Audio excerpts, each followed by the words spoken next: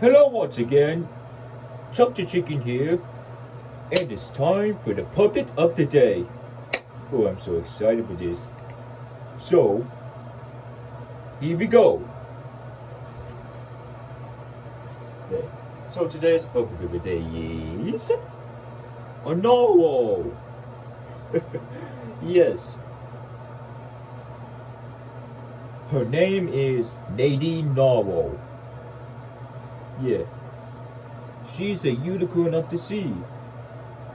You see this long horn attached to his head,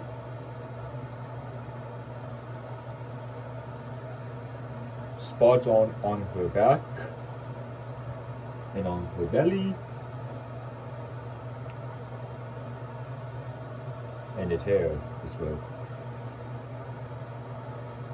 Have you seen any narwhals in any ocean in your life? Comment down below if you see any narwhals in your life.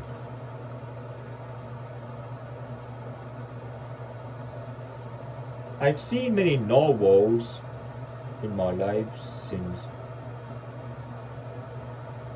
1970. Am I guessing correct? I don't even know.